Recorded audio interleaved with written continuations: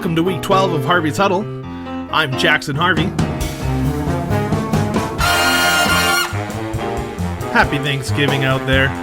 We've got a great week 12 show ready for all y'all.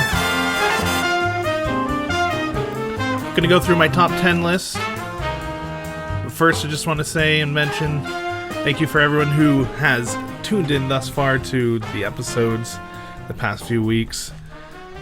I reached 50 plays this past week, so I'm pretty happy about that. I opened up a YouTube channel, so if you want to get your podcast through YouTube, you can check it out on Harvey's Huddle. Also on Instagram at Harvey's Huddle and on Twitter at Harvey_Huddle.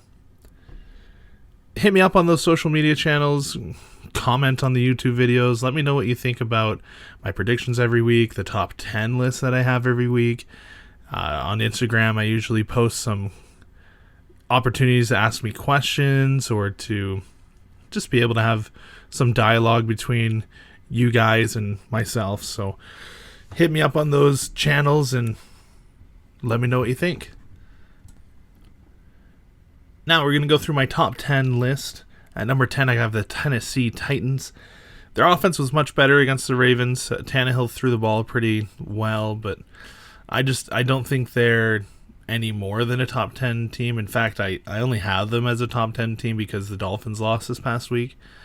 So we'll see, again, how the Dolphins do this next week and how Tennessee, of course, does against Indianapolis in a battle for first place in the AFC South.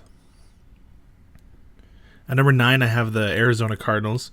They had their loss to Seattle on Thursday Night Football. Their defense looked really flat against a pretty good Seattle offense, but they looked a lot worse than they have in weeks past, and I think they need to step up, especially Patrick Peterson on the corner.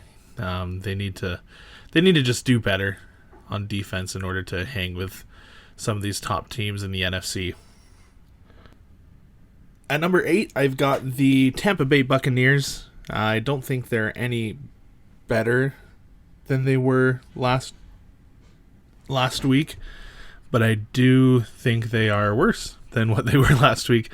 Their rushing offense was terrible once again. Their offensive line, I got to give them props. They did hold Aaron Darnold without a defensive stat on Monday Night Football, but they still just didn't look good. Their defense, they allowed Goff to throw all over them. Cooper Kupp had 11 receptions. He was targeted 13 times. And it was just not a good showing for Tampa Bay, and I don't know if it's going to get better against the Chiefs this week. At number 7, I have the Green Bay Packers. They had the tough loss to Indianapolis. Rodgers looks frustrated, and he just doesn't look happy. Their defense has been getting scorched by a few teams, especially the last couple of weeks with the Jaguars and now the Colts.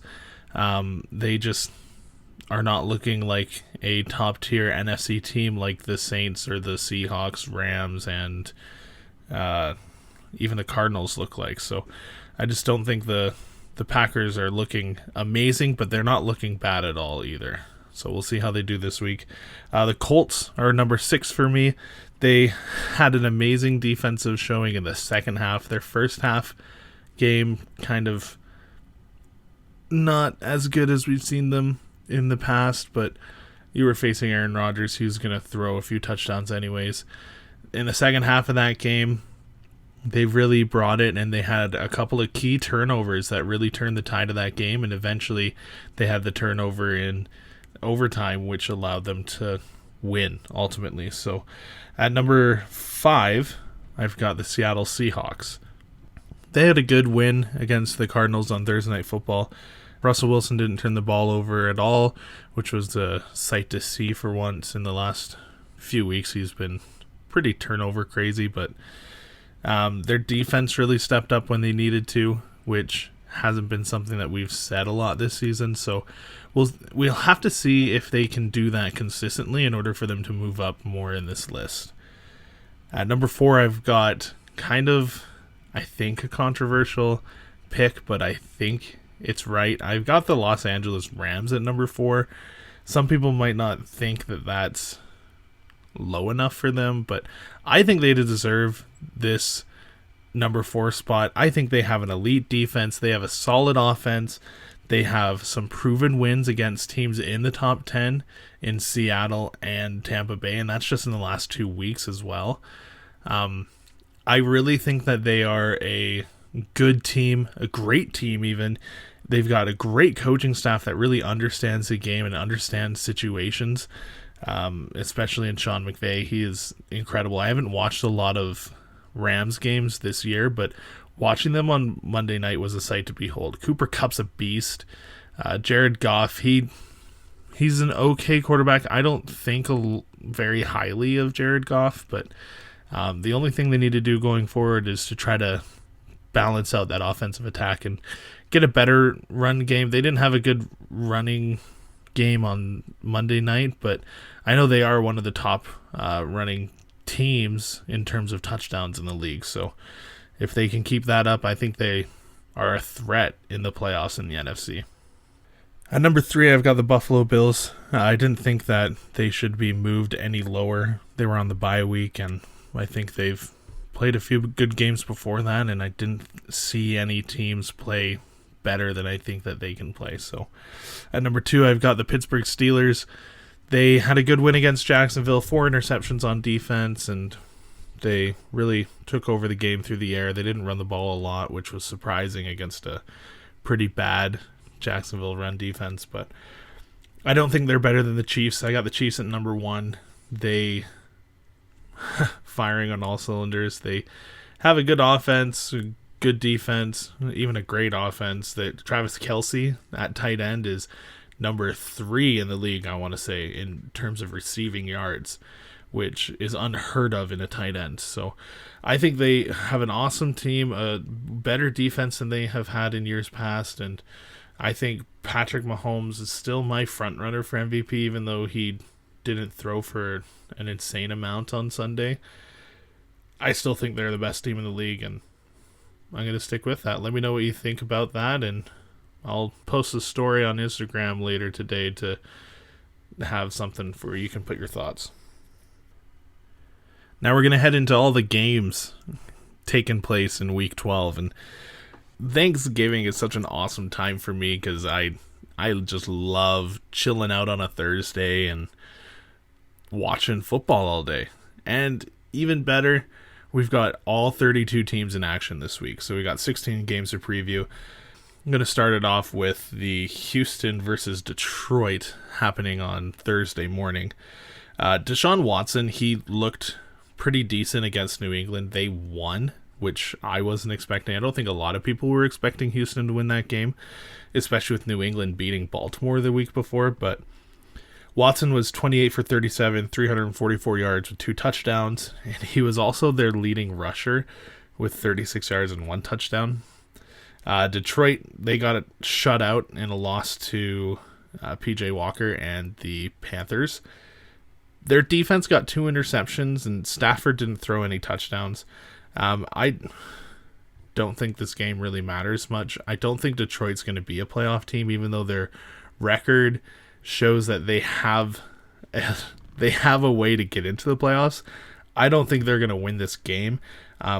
Houston beat New England 27-20. I don't think Detroit should be a problem. They both have really bad defenses, but Houston has a better quarterback in my opinion. I like Deshaun Watson's mobility and his arm a lot more. I like Will Fuller at wide receiver. They have the tools to win this game, and they think they will 27-13. Next up, we got the Thanksgiving Classic taking place between the Washington football team and the Dallas Cowboys. I cannot believe I'm saying this, but with Philadelphia playing Seattle on Monday night, I think this is a battle for first place in the NFC East. Of course, every team in the NFC East, they have 3 wins. Philadelphia has the 1 tie right now, so we'll see how the Giants do as well. If the Giants win, then you'll have 2 teams in the NFC East with 4 wins, 2 teams with 3 wins, so We'll see what happens. Washington, they played decently against Cincinnati. Alex Smith was 17 for 25, 166 yards, 1 touchdown, and threw in an interception as well. Gibson ran for 104, or not only ran, but 104 total yards through the air and on the ground, and he threw in a touchdown there as well. Their defense right now is tied for third most in the league with 32 sacks, and they've allowed the least pass yards still, and it hasn't even gotten to 1,954, but Washington's faced the second lowest amount of pass attempts, so that could be a big reason why. I don't know if we should be reading too much into that pass yard statistic, but it's still there. Dallas has new life. I have never seen fans more excited to win their third game of the season in Week 11 than Dallas fans were last week. Andy Dalton, he played really well, 22 for 32, 203 yards, 3 touchdowns and an interception, and Ezekiel Elliott went off for 114 yards total and threw in a touchdown as well. I have to say, I told everyone not to play Zeke in fantasy, not to do this, not to do that Cowboys were going to get demolished. And I was wrong. They played really well. The defense had 2 turnovers. They're not great as a team in any stat. They've allowed the most pass touchdowns in the league, 24. And Dallas defense also has the second least amount of interceptions in the league with 3. 2 weeks ago, I probably would have went with Washington in this situation. In fact, I think when I was answering the question who's going to win the NFC East, I said Washington's going to beat Dallas. Dalton really played well enough on Sunday that I want to take Dallas in this game. I think I'm going to take him here 28-20. But it could go either way. If Alex Smith has a good game, if McLaurin has a good game as well, we could see Washington win this. But I think Dallas will take it on Thanksgiving Day. Next up, we got the Chargers taking on the Bills. The Chargers, they were kind of close to losing to the Jets. It was the score looks a little scary in that regards. They weren't really close, but their rush game in that game was really bad. But Herbert had 366 yards. He threw for 3 touchdowns. He went 37 for 49. He played pretty well against a really bad Jets team, but who doesn't? The Bills are coming off of a bye. Their last game was, of course, the Hail Murray loss. And Josh Allen, I think he should have a field day. The Chargers, they're always able to somewhat play better against these better teams and to make it close. I think it'll be kind of close. I think the Bills will come out a bit rusty in the first quarter after the bye. But once they shake off that rust, I think they're going to dominate in the second, third, and fourth quarter. I think they win this game 37-20. Next up, we got the Giants taking on the Bengals. Cincy, I think they're all but finished with Joe Burrow going down for the season. Really bad knee injury. Wish him all the best. Hope he can have a speedy recovery. He was very promising in all of his games this season. He looks great, and I think he's just a victim of a really bad Cincinnati team, unfortunately. So hopefully he can heal up and come back stronger than ever. The Giants, they've looked actually decent as of late. They've won the 3 games out of the last 5 games that they've played. That could look like a good statistic, but they've all come against NFC East teams. 2 against Washington, 1 against Philadelphia. Their next 5 games are Cincinnati, Seattle, Arizona, Cleveland, and Baltimore. I don't think the Giants have any hope of winning the NFC East, but it's the NFC East, so we'll see what happens. This game doesn't really matter to me in that regard, but if the Giants can pull off a couple of wins, maybe it does. Maybe they can make it to the playoffs and just to lose in the first round. The Giants' run defense, they allow 4 yards per carry, which is tied for the 8th lowest in the NFL.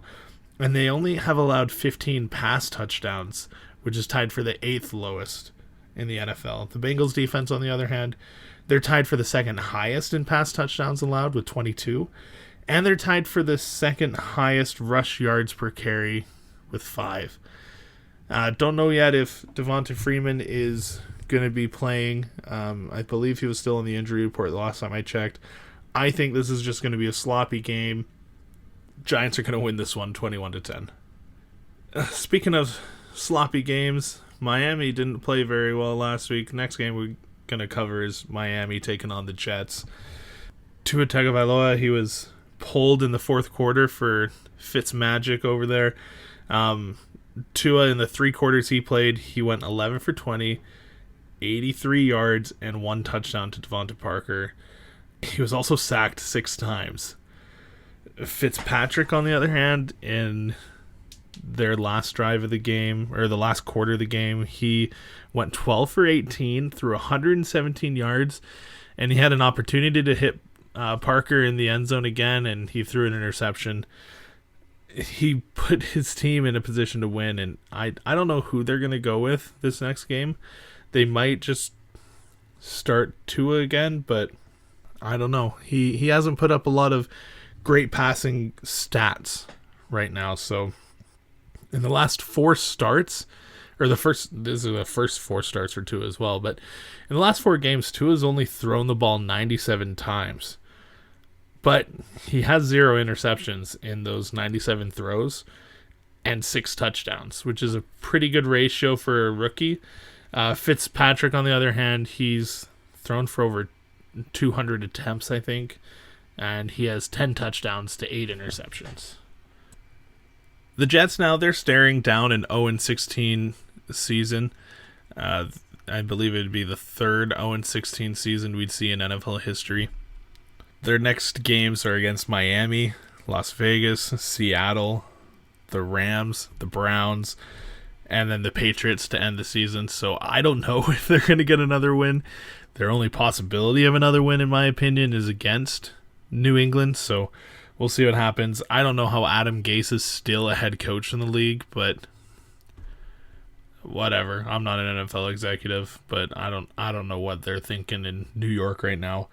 The Dolphins defense, they're 4th in the league in completion percentage, 62.6%. And their defense also is tied for the 3rd least pass touchdowns allowed with 13.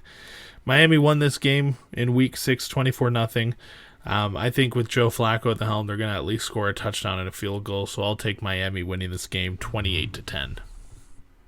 Next up, we got Cleveland taking on Jacksonville. The Jags are right behind, or I guess right in front of New York. They're only got 1 win coming in week 1 against the Colts. Which, saying that right now kind of sounds weird, but it happened, I guess. Luton, he's looked awful. He threw 4 interceptions in the game against the Steelers. It's been announced that Mike Glennon is going to start for the Jaguars, so we'll see if Mr. Longneck there can do anything better. I don't know. We'll see. James Robinson, of course, is the highlight of the Jaguars season so far. I think he's a candidate for Offensive Rookie of the Year, especially with Burrow going down. If he can really play lights out these next few weeks, he could win it. Chase Claypool, of course, is there as well with 10 touchdowns in 10 games, but Robinson has the 3rd most rushing yards in the league, not only among rookies, but in the entire league with 762. The top 2 players, Cook and Henry, they have over 1,000 yards. And he's done that in 172 attempts. He also has 0 fumbles on the season. So knock on wood, I don't want to jinx him here, but he is having an amazing rookie season, and I hope we can see him at least in the talks for Offensive Rookie of the Year. In just about any team stat for the Jaguars, they are at the bottom. If not, they're in the very low middle part of the league. Cleveland, they're sitting pretty well at the wild card number 2 spot right now. They have a 2-game win streak. They have the 3rd most rush yards in the NFL with 1,568. They're also tied for the 2nd most 20 or more yard rushes with 14. Mayfield, get this, Mayfield hasn't thrown a touchdown since his 5-touchdown performance in Week 7 versus Cincinnati. Hasn't thrown a single touchdown since he threw 5 touchdowns against the Bengals. That is astonishing. In order to be a good team in this league, you need to be able to throw the ball well. Then again, they've had 2 games where it's just been terrible weather. No one's thrown a pass. I think Deshaun Watson threw maybe 1 or 2 touchdowns in their game a few weeks ago. But we'll see. Jacksonville's defense, they are all around bad. They really took it to the Green Bay Packers a couple weeks ago, though. But I don't think they're going to be able to stop the rushing duo of Nick Chubb and Kareem Hunt. They have been outstanding. Having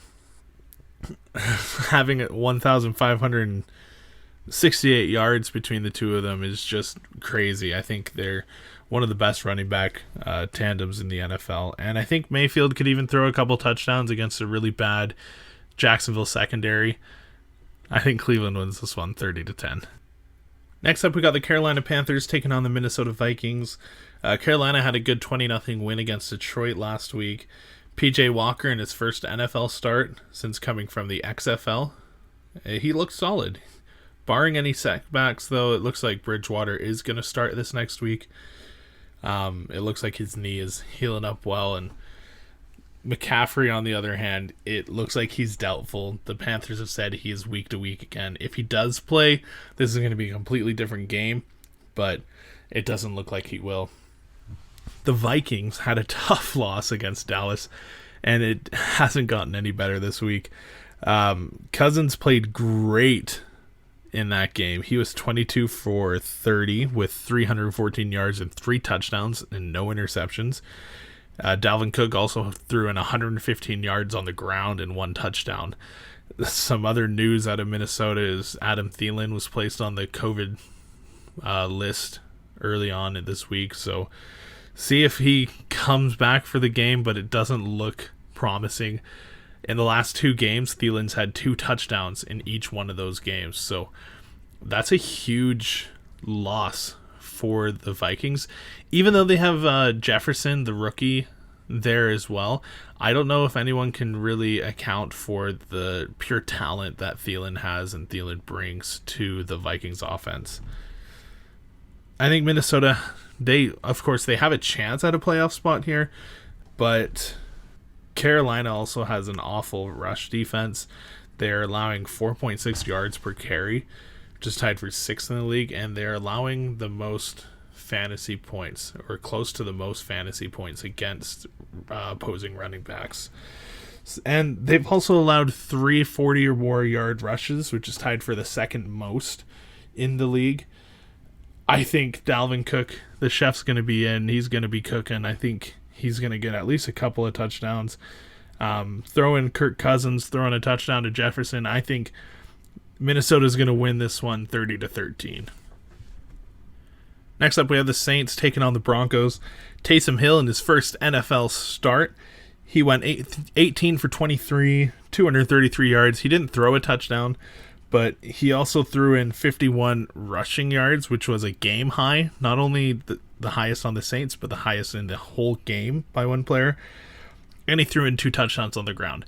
Watching him play, he was very aware in the pocket of pressure. He knew where to get the ball when that pressure came. He looked solid, and it was great to see that. I think he's definitely in line for the starting position once Drew Brees leaves, and I think that should be the case. Kamara, he only added 45 yards on the ground, but he also got a touchdown. And the Saints defense, they had 8 sacks in that game against the Falcons and 2 interceptions.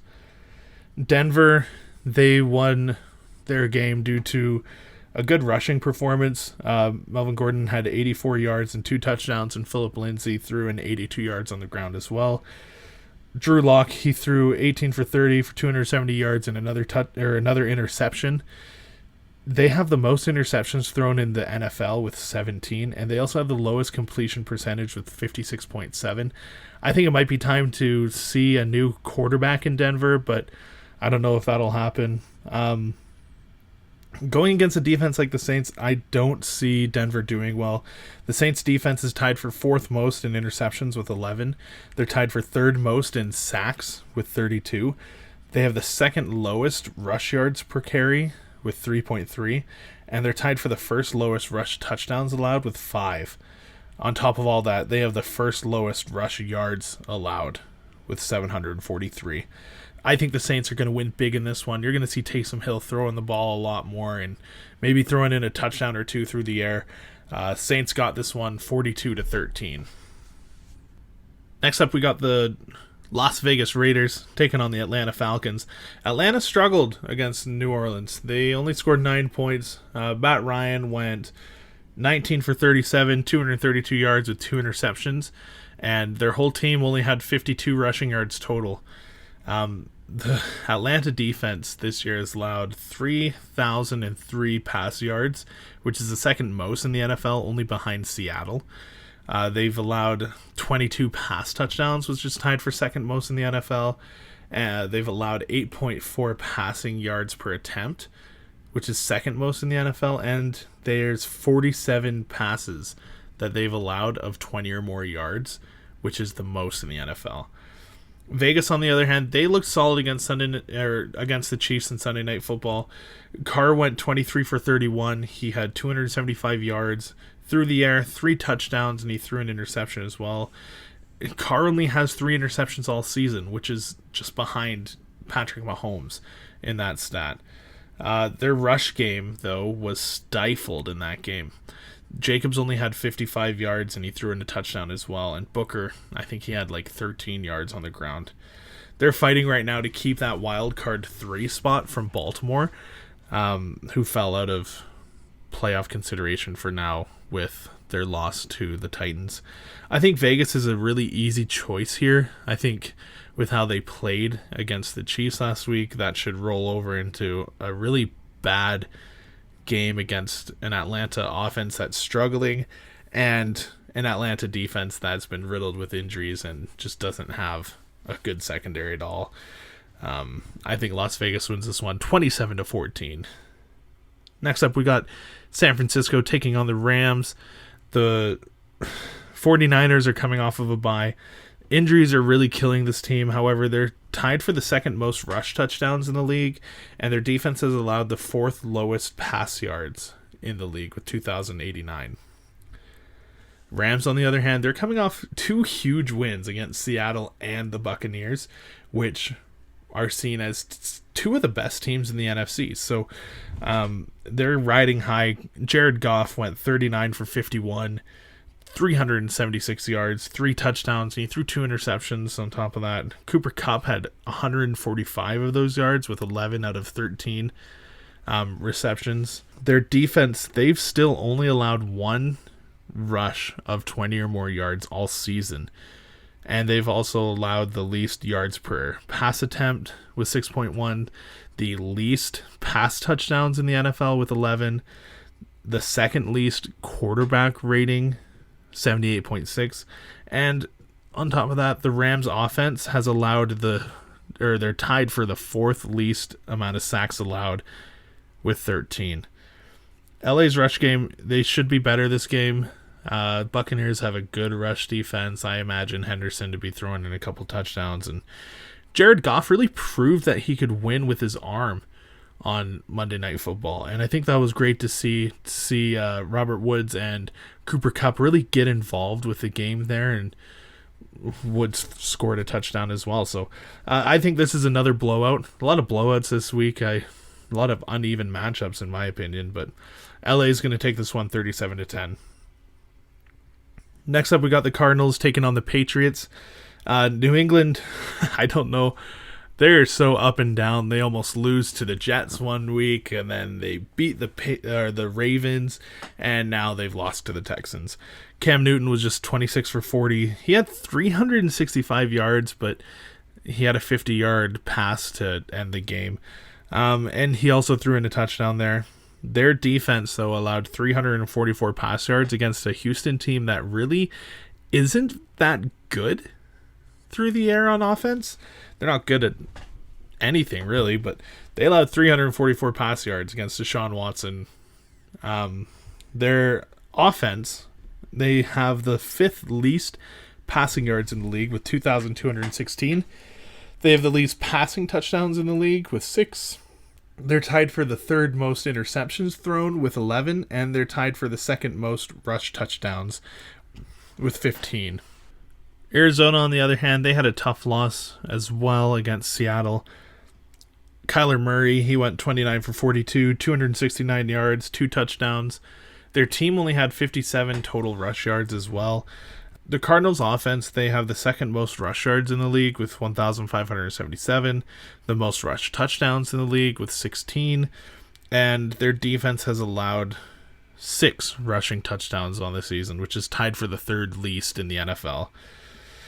Again, I think Arizona's an easy choice here. I think this is going to get out of hand pretty easily. Kyler Murray should have a field day here. I think DeAndre Hopkins should get at least 2 touchdowns. Christian Kirk should throw in a touchdown there. Hopefully Kenyon Drake can get another touchdown on the ground, but I think this is going to be a bloodfest, 34-14 Arizona. Our Monday night matchup is next, which is against the Seattle Seahawks and the Philadelphia Eagles. Another really uneven matchup in my opinion. Philadelphia hasn't been that great at all this season. Carson Wentz in his last game, he went 21 for 35, 235 yards, and he threw 2 touchdowns and 2 interceptions. And their team threw in no rushing touchdowns against the Browns. They're middle of the pack on almost every other stat. The only stat that they really excel at is their defense has the second most sacks in the league with 34. Seattle really had a solid bounce back win against the Cardinals. Wilson went 23 for 28, 197 yards through the air, 2 touchdowns, and he threw in 42 rushing yards as well. Carlos Hyde was back. He had 79 yards on the ground. He threw in a touchdown. That offense looked really different with Carlos Hyde in the lineup. I do not like DJ Dallas at all. I don't think he's a good running back, and I think he really hurt the Seattle offense when both Hyde and Carson went down. So I'm glad to see him back.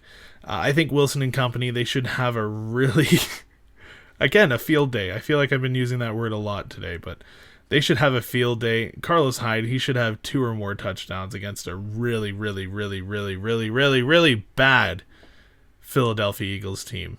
Seattle takes this one 42-10. Baltimore taking on Pittsburgh. You got the AFC North rivalry.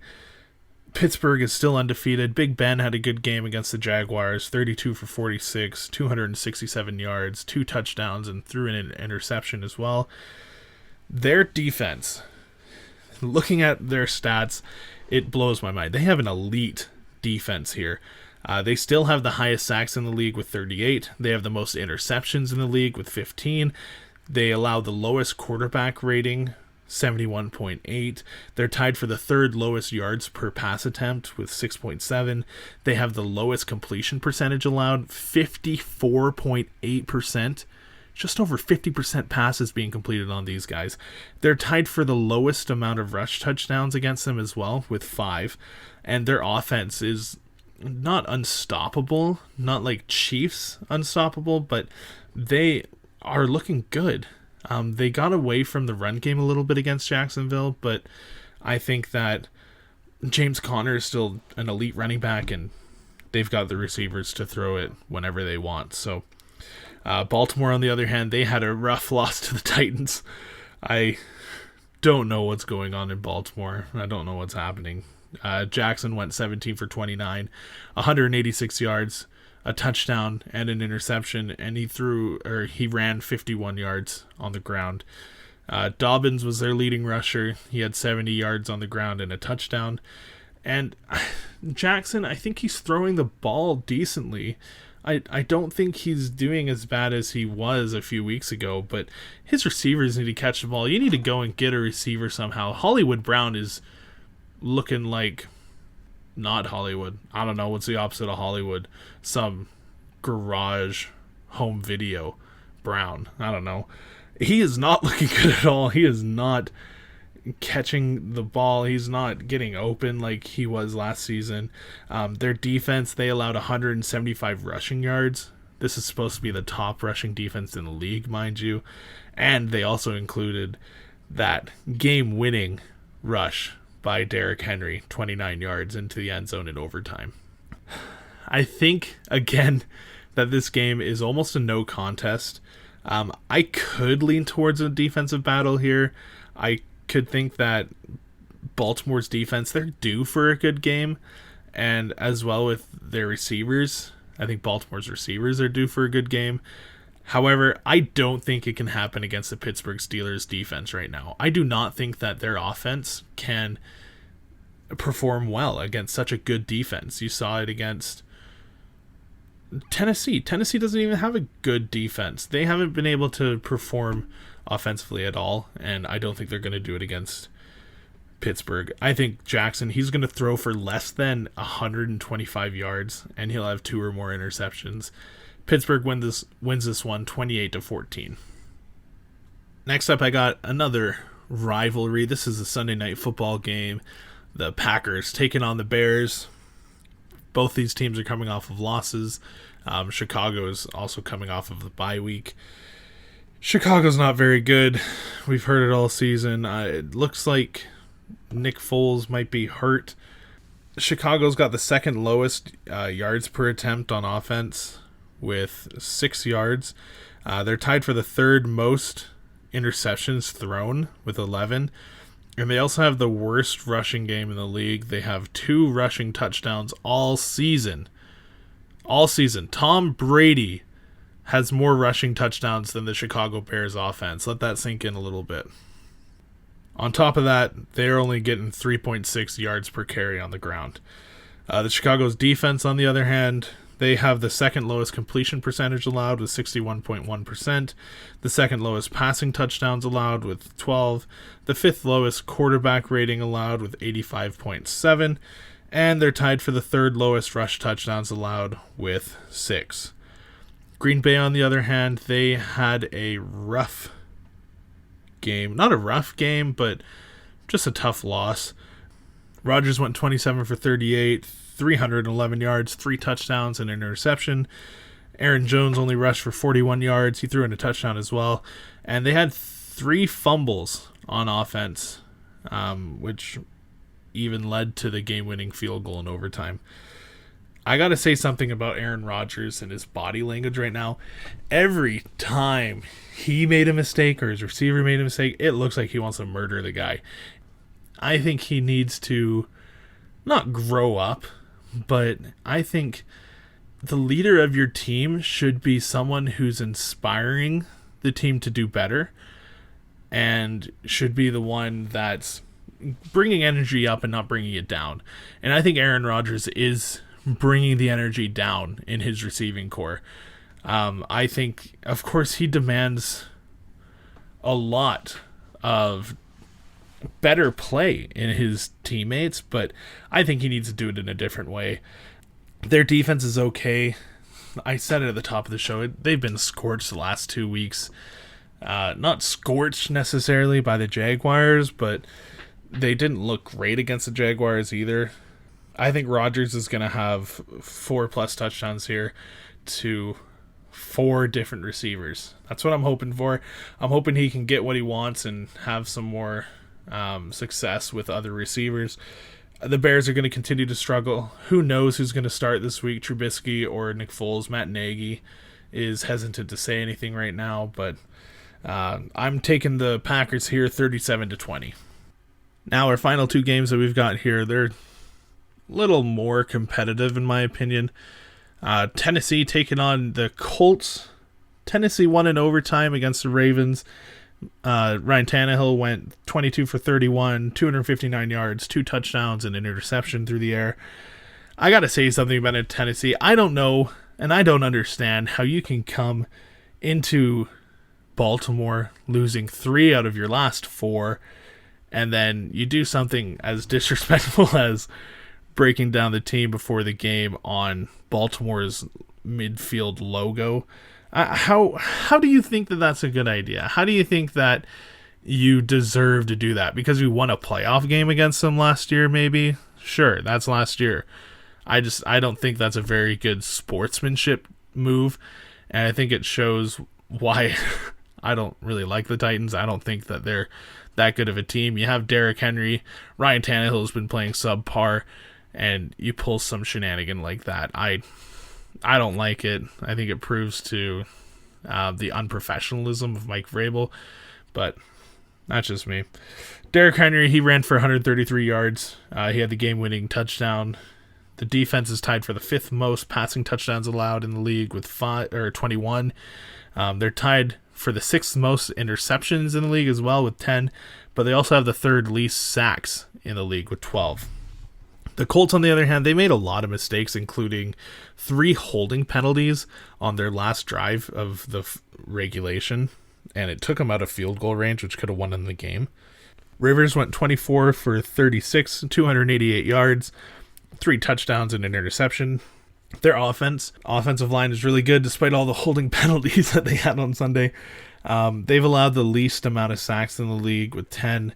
They're tied for the 4th lowest yards per carry, however, on the ground with 3.8.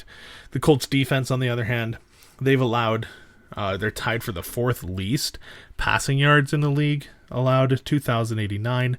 They have the 3rd least quarterback rating allowed with 82.7, the 3rd least rushing yards allowed with 892, and the 3rd least yards per carry allowed with 3.5. I think Indianapolis has the edge here again. I don't think we're going to see a blowout like we saw on Thursday Night Football a few weeks ago. Tannehill's going to struggle again, and we'll see if this can be a closer game. I think it's going to be a closer game, but I think the Colts are going to take it 26-20, and I'm going to call an overtime win here. These are the 2 teams that went into overtime last week, and I think they'll go into overtime again here, and Indianapolis will score the go-ahead touchdown.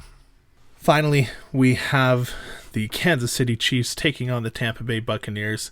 You want to talk about unsportsmanlike play? Talk about Brady shaking hands after a game. It might be a little blown out of proportion, but I think Brady is showing a real unsportsmanlike version of himself this season. We know that he didn't shake hands with Nick Foles when Foles beat him in the Super Bowl. We know that he didn't shake hands with Nick Foles when he beat him in Thursday Night Football earlier this season.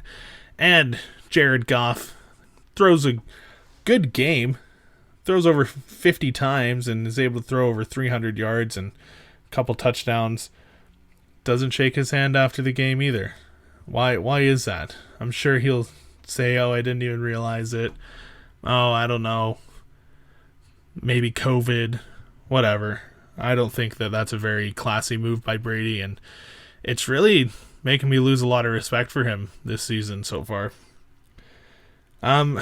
Tampa lost again, of course. Why? I think they're one-dimensional, and I think that Brady isn't getting the protection that he thinks he deserves or that he really needs as a 43-year-old quarterback. Tom Brady went 26 for 48, 216 yards, 2 touchdowns, and 2 interceptions. I just got to say, too, his incompletions and his interceptions, all on him. He threw the ball terribly, underthrows. He was getting pressured by the defensive line of the Rams, but I just think he didn't play well at all. This Tampa Bay team had 42 rushing yards total. So for everyone saying that I was crazy for saying that they didn't have a good rushing game after their team ran all over Carolina the previous week, I told you so. This is not a good running team. Jones and Fournette, they dropped the ball out of the backfield. They couldn't find any space when they ran. I don't think that this is a well-balanced offense at all. They're not getting it done against the best NFC teams either. They're losing against the Saints. They lost against the Rams. And now they're playing the best team in the AFC. We'll see how it goes. I actually think it's not going to go very well. Kansas City won against Las Vegas. Mahomes went 34 for 45, 348 yards, 2 touchdowns, and threw an interception. Only a second interception of the season. Their rushing attack with Clyde Edwards-Helaire and Bell, they combined for 94 yards and 3 touchdowns in that game. Phenomenal showing by them. Kansas City's defense, they're tied for the 5th lowest pass touchdowns allowed with 14, I want to say. Can't read my writing. 4th lowest quarterback rating allowed with 84.9. And they're tied for the 5th lowest yards per attempt with 6.8. In the rushing stats, their defense is middle of the pack. The Bucs defense, on the other hand, they have the 2nd lowest rushing yards allowed with 803, the lowest yards per carry allowed with 3.2 yards per carry, the 4th highest pass completion allowed with 69.2% completion, and the 2nd most interceptions with 14, and they're tied for the 3rd most sacks in the league with 32. Both of these offenses, get this, are number 1 and 2 in first downs achieved through the passing game. The Chiefs have 160 first downs through the air. The Buccaneers have 155. And both these teams are number 3 and 4 in passing touchdowns on offense. Chiefs have 27 passing touchdowns. Buccaneers have 25. This should come down to a few key moments in this game, and I think the same thing happened with the Rams and the Buccaneers. A few key moments and key turnovers that happened in that game. If the Chiefs' pass rush can perform well against a bad offensive line, I think Brady's going to be frazzled. Tampa Bay needs a running game to even it out, and Kansas City's not very good on the run, so maybe they'll be able to get some success. I think this is going to be a closer game than all of the other games that we've seen this season. Or not this season, but this week. I'm going to take the Chiefs here 33-28. Well, there you have it. I went 9 for 5 again in my predictions last week. A lot of unexpected wins happening. On the season, I'm 28 for 14, so take what you want with my predictions. Do whatever you want with them.